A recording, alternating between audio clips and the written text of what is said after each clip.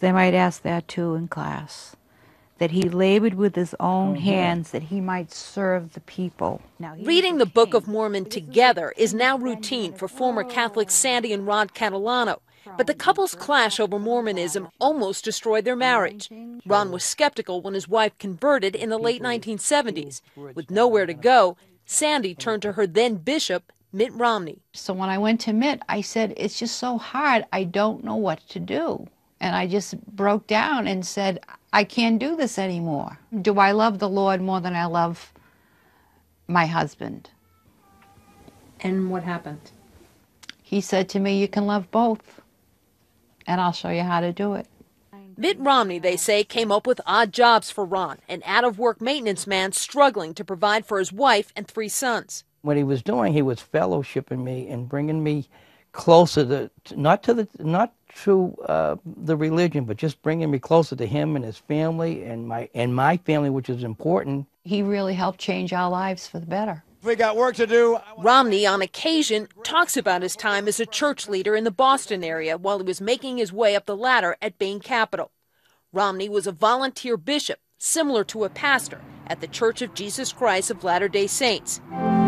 Friends at this church say he worked up to 20 hours a week, doing everything from counseling members to balancing budgets. And in that capacity, I had the chance to work with people who'd lost their jobs in some cases, or were facing other financial distress, losing their homes. And I found that those kinds of circumstances were not just about money or numbers, they were about lives and about emotions. So why doesn't Romney talk more about his roles in the church? Mitt really is a great listener. Grant Bennett, a former LDS bishop who served with Romney, says there's a cultural component of humbleness among Mormons. And he says there are political risks. There are many, many misperceptions about the Mormon Church. I think to dwell on his involvement in the church, no matter how effective he might do it, inevitably would lead to side discussions that may not be very productive. Not everyone in Bishop Romney's church was a fan, with some of the harshest criticism coming from Mormon women. This is an issue from the winter of 1986.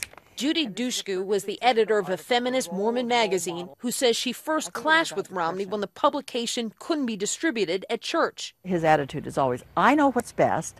I'm the interpreter of Mormonism for all Mormons, and you have no right to comment on it. And if you do comment on it, you're wrong. Dushku also recalls the story of a friend, a mother of 4, who published a letter in the magazine saying her bishop pressured her not to have an abortion. This despite a blood clot that put her health and that of the babies at risk. The woman who wrote that article confirmed to CNN that bishop was Mitt Romney.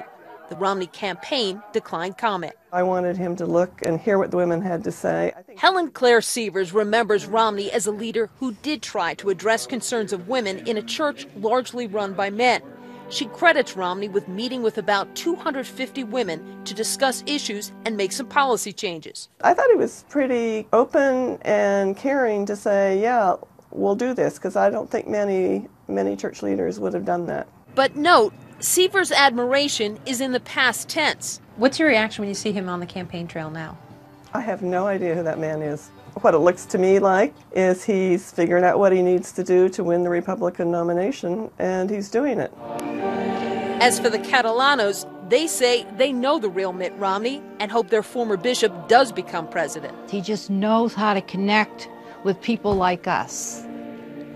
Now, as we mentioned, Mitt Romney does at times talk on the campaign trail about his role as a church leader. When asked about it in a recent interview with ABC News, he said he's not running for pastor-in-chief, but commander-in-chief. But he says as people want to know more about his personal life and faith, he's happy to talk about the experience. Wolf? Mary, thanks very much.